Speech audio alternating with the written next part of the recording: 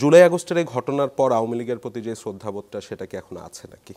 আমার জাতি, আমার রাষ্ট্র, আমার দেশ, এখানে তো এদেশের মানুষ মাত্রের প্রতি আমার অনুরাগ, আমার একটা ভালোবাসা, শ্রদ্ধাবোধ থাকবে। যেসব অপরাধমূলক কাজ শেখ হাসিনার শাসনকালে এখানে হয়েছে সেগুলো অত্যন্ত গর্হিত।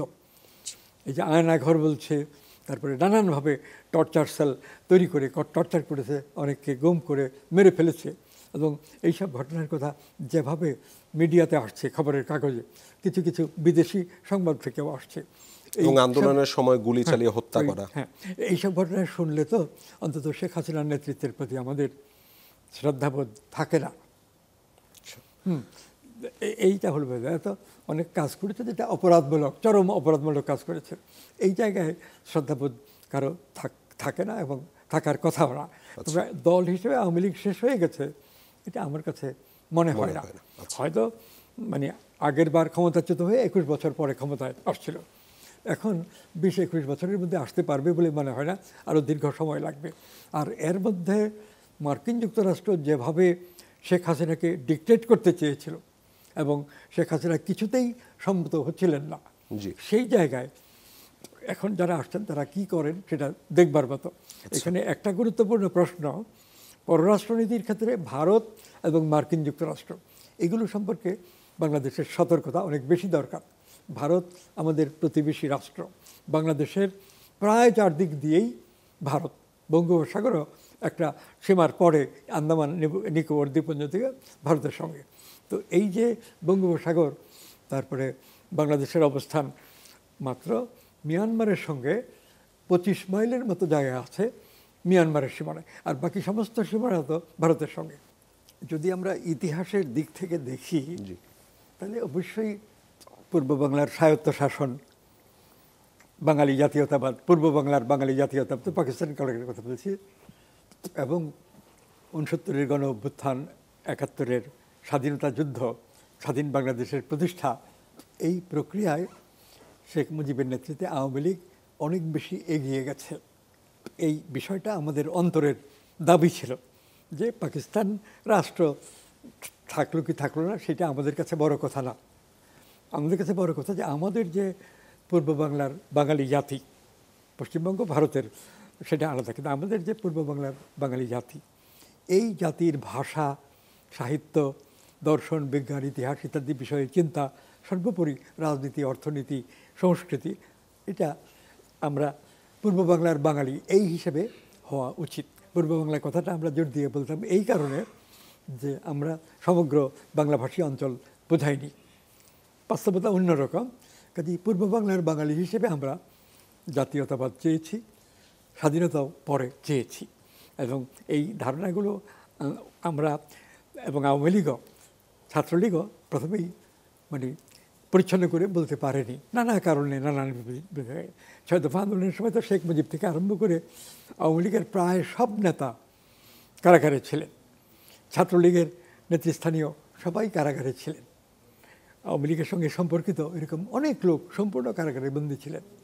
আমেনা বেগম নামে একজন আওয়ামী লীগের কেন্দ্রীয় কমিটির মেম্বার ছিলেন এরকম, তিনি বরং একমাত্র পার্সন যিনি আওয়ামী লীগ নামে একটা দল এই দেশে ছিল, আছে, এইটা রক্ষা করার জন্য বিভিন্ন জায়গায় কিছু কিছু সভা ইত্যাদিতে গেছেন, এবং আমাদের পত্রিকাগুলো তখন তাকে পাবলিসিটিও দিয়েছে।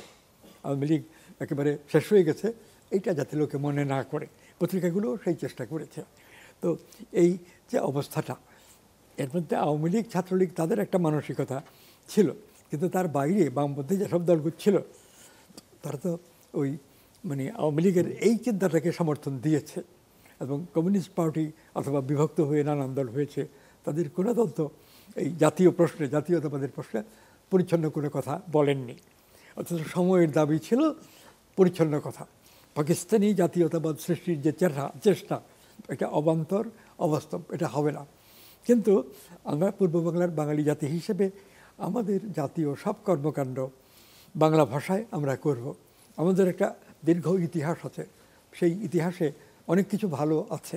আমরাও একসময় কলকাতা কেন্দ্রিক যে ভারতবর্ষ তার মধ্যে ছিলাম, সেইখান থেকে 1947 সালে বিভক্ত হয়ে পাকিস্তান হয়েছে। এবং পাকিস্তান হলেও আমাদের যে হাজার বছরের ঐতিহ্য এটা তো শেষ হয়ে যায়নি। সেই ঐতিহ্যের মধ্যে আমাদের পাকিস্তানে আসলাম, কিন্তু পাকিস্তানে আসাটাও আমাদের ভুল হয়েছে।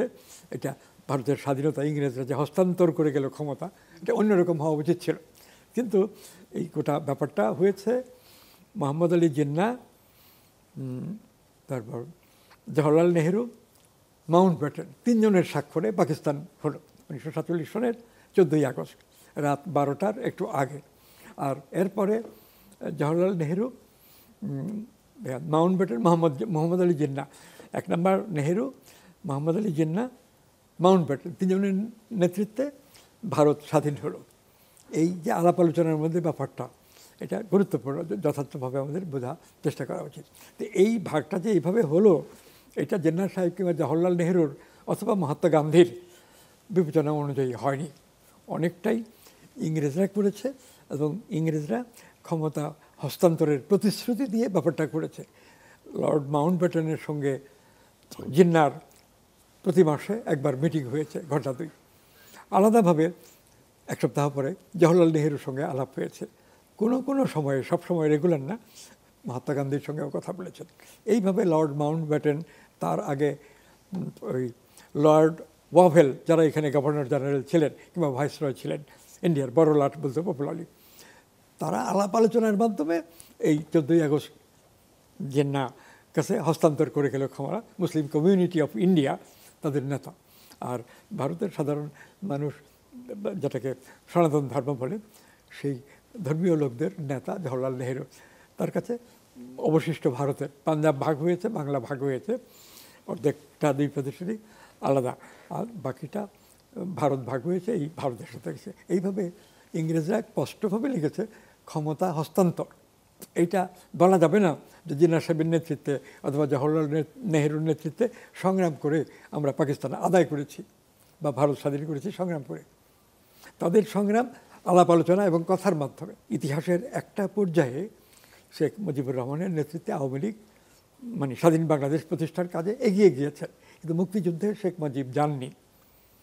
তার চিন্তা অন্যরকম ছিল। হয়তো তিনি ইংরেজদের ক্ষমতা হস্তান্তর দেখেছিলেন ছাত্র জীবনে, এবং সেরকমভাবে কাগজ স্বাক্ষর করে দিত আমাদের মীমাংসা হয়ে যাবে, হয়তো তিনি সেরকম চিন্তা করেছিলেন, কিন্তু বাস্তবে সেরকম হতো না।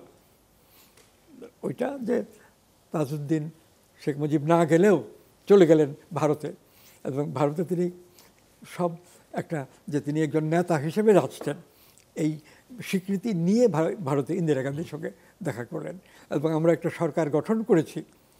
কথাটা আক্ষরিক অর্থে সত্য নয়, কিন্তু অবস্থার চাপে তিনি বলেছেন ইন্দিরা গান্ধীর কাছে যে আমরা স্বাধীন বাংলাদেশের একটা সরকার গঠন করেছি, আমি সেই সরকারের প্রধানমন্ত্রী। আর শেখ মুজিব আমাদের সঙ্গেই আছেন, যোগাযোগ আছে, তিনি আমাদের সঙ্গে যুক্ত হবেন, আমাদের তার সঙ্গে যোগাযোগ আছে। এইভাবে কথা বলছেন, যে কথাটা আক্ষরিক অর্থে সত্য নয়, কিন্তু তখন ইন্দিরা গান্ধীর সমর্থন পাওয়ার জন্য, আন্তর্জাতিক নানা কিছুতে সমর্থন পাওয়ার জন্য এই কথাটা তাজউদ্দিন আহমেদ খুব সুন্দরভাবে বলতে পেরেছেন যে আমাদের তো ইলেকশন হয়েছে, পার্লামেন্টারি পার্টির নেতা ওই শেখ মুজিবুর রহমান, তার নেতৃত্বে আমরা কাজ করেছি, এবং এর মধ্যে ওই যে মানে আমাদের ন্যাশনাল অ্যাসেম্বলির অধিবেশন না ডাকার তো কোনো কারণ নাই, কেন ডাকবেন না, এইভাবে কথা বলছেন। তো এই কথাটা ইন্দিরা গান্ধী তখন তাতে আনন্দিতই হয়েছেন যে সরকার যখন গঠন করেছে তখন আমরা তাদের সমর্থন দেব, তারা জয়ী হবে।